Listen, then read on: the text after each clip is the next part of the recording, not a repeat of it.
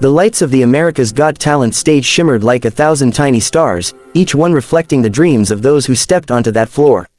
The crowd buzzed with anticipation as the next contestant prepared to walk out. The judges adjusted their seats, the air thick with that familiar mixture of excitement and uncertainty. Simon Cowell folded his arms, scanning the empty stage, not yet knowing that what was about to happen would be one of the most emotional performances he had ever witnessed. From behind the curtain, an elderly man slowly stepped forward. His back was slightly bent, his hands rough and weathered, marked by years of labor and sacrifice. His name was Mario Santos, a 72-year-old carpenter from a small province in the Philippines. The audience grew quiet, some whispering softly, curious about the old man standing in the middle of the grand stage. He wore simple clothes, faded jeans, a checkered shirt, and a small wooden cross hanging around his neck. He looked around nervously, blinking under the bright lights. A kind smile crossed his face as he waved gently to the audience.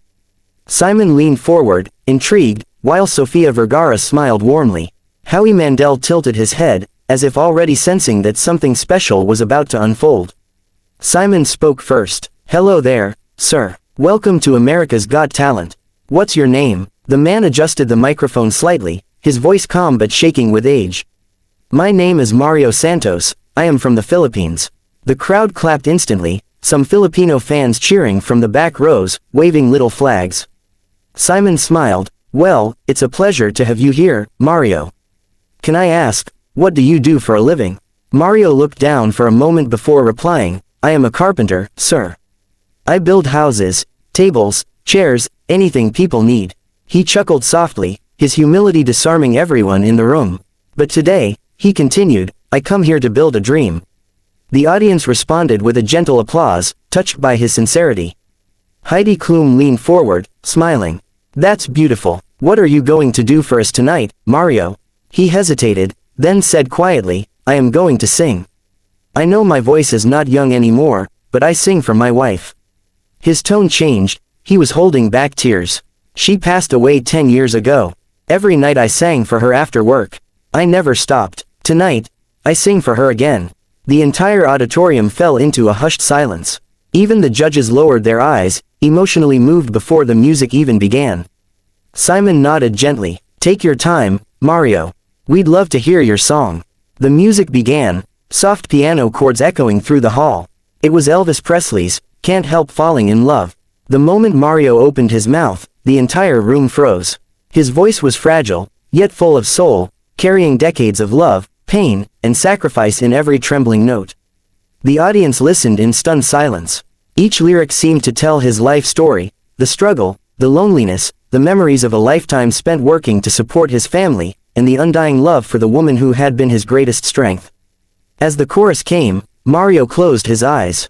His rough hands gripped the microphone tightly, veins visible under the stage lights. You could feel his heart in every word. "Take my hand, take my whole life too." People in the crowd began to cry. Even the camera crew had tears glistening in their eyes. The performance was not about perfection, it was about pure, honest emotion. Halfway through the song, the screen behind him lit up with a photo, an old picture of a young Mario and his wife, both smiling, holding hands by a small wooden house. The audience gasped softly. Mario hadn't planned it, it was part of the AGT production, who had found the photo during the pre-show interview. He didn't know it would appear. When he saw it, his voice cracked. But he didn't stop. Instead, he smiled, a trembling, grateful smile, and continued singing through the tears.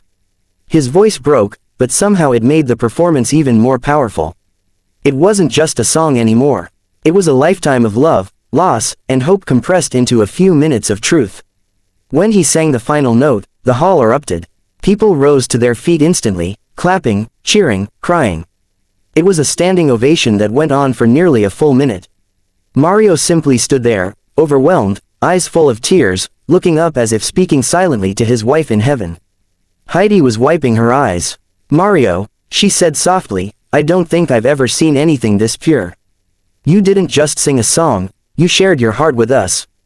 Howie nodded. "It wasn't about being perfect. It was about being real.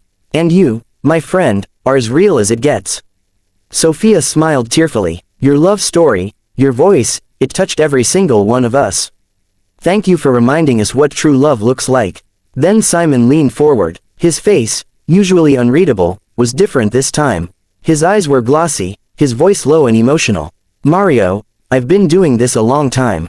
I've heard thousands of singers, some of the greatest in the world. But tonight, I felt something I can't explain. You sang not with your voice, but with your soul." The crowd began chanting, "Golden buzzer! Golden buzzer!" Mario looked confused, not fully understanding what was happening. Simon smiled at him, then stood up slowly. The judges looked at one another, each one clearly emotional, but Simon raised his hand first. He said quietly, "Mario, this is for your wife, and for every dreamer who thinks it's too late." Then, he pressed the golden buzzer. The sound exploded through the hall, and golden confetti rained down from above, swirling around Mario like a golden storm. The old man fell to his knees, tears streaming down his face, his hands clasped together as if praying. The audience screamed and cheered louder than ever. The judges stood and clapped, Simon's eyes visibly wet. Mario whispered, thank you so much." Simon came up on stage, walked straight toward him, and helped him stand. The two men hugged tightly, a rare, emotional moment. Simon's voice cracked as he whispered something in Mario's ear. The microphone caught part of it. "Your wife would be proud." Backstage, Mario's daughter was crying uncontrollably. She had flown all the way from Manila to be there, holding a small photo of her mother. She shouted, "Papa, you did it." He turned, saw her, and ran to hug her. It was a reunion filled with tears, laughter, and love. Later, in his post-performance interview, Mario said quietly, "I worked my whole life building homes for other people. I never thought one day I'd stand here, and you all would build this dream for me." The clip of his audition went viral overnight. Within hours, millions of views poured in across YouTube and social media. People from all over the world commented, "This man reminded me of my father. I cried so much watching this. His love story is the most beautiful thing I've ever seen." Filipinos everywhere celebrated him, local news channels featured his story. Even carpenters' unions and small businesses in his hometown put up banners saying, "Congratulations, Tate Mario."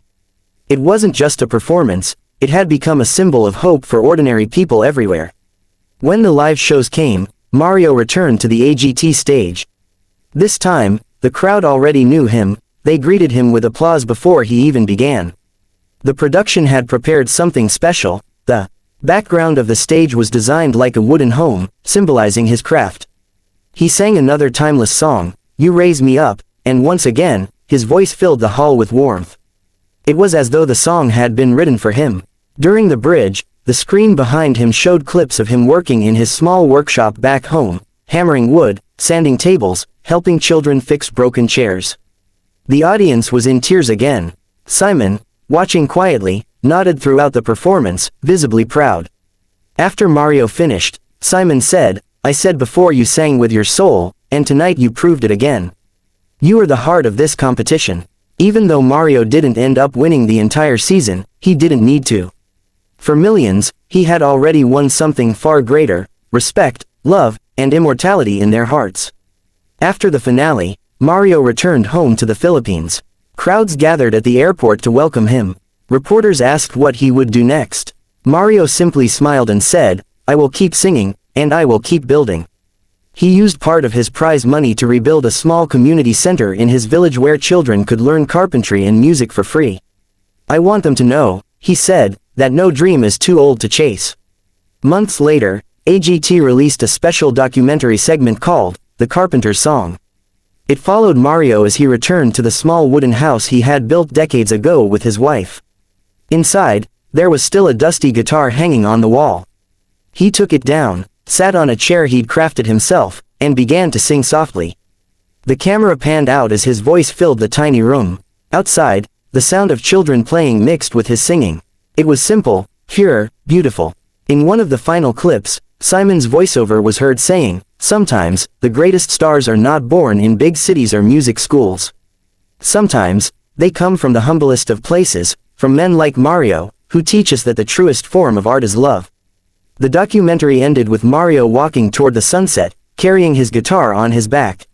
His shadow stretched long across the dirt road, golden light reflecting off the horizon. But his story didn't end there. Months later, Mario received a letter from the producers of AGT inviting him to perform in the Champions edition. He hesitated at first. His health wasn't as strong as before, but his daughter encouraged him. "Papa, you always say dreams don't expire. Go remind them again." He smiled and agreed. When he returned to America, the audience roared as soon as he appeared. This time, he performed Bridge Over Troubled Water. The first note silenced the entire arena. Even the toughest critics online later wrote that this was one of the most emotional AGT performances ever broadcast. By the end of the song, Mario was visibly weak but smiling. The judges stood once again. Simon, wiping tears from his eyes, said, "You are the definition of heart. You are the reason this show exists." Mario bowed deeply, his humility shining through as always. When he returned to the Philippines after that, he quietly went back to his workshop. Fame hadn't changed him. He still woke up early, still helped his neighbors fix doors and roofs. Children from his village would come to his house to learn songs from him.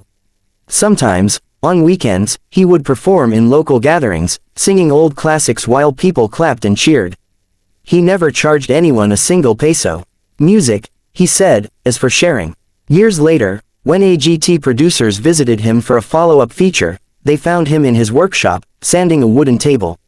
When asked if he missed the stage, he smiled.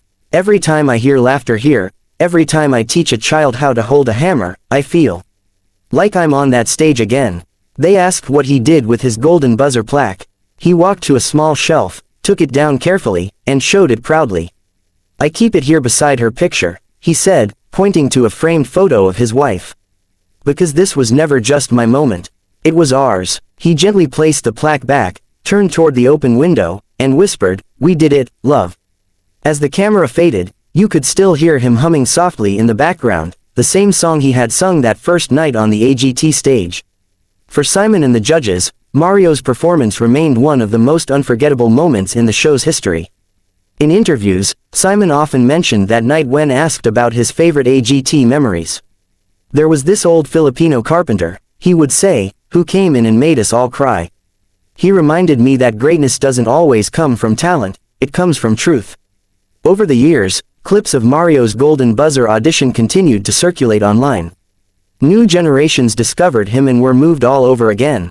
Reaction videos from around the world showed people crying, smiling, and being inspired by his humility. His story became more than entertainment, it became a legend. Schools used his story as an example of perseverance and love. Musicians quoted him, even young carpenters began saying, "One day, I'll be like Tate Mario." In his later years, Mario wrote a small song of his own, titled, "Golden Dust." It was inspired by the confetti that had rained down on him that day. He said each piece of confetti reminded him of every dream he thought was lost. The lyrics said, "Even when life grows old and hands grow weak, dreams still shine in the dust." When he passed away peacefully at the age of 80, the news broke hearts across the world. AGT aired a short tribute featuring clips of his performances. Simon's voice was heard saying, "He taught us that the human spirit has no age."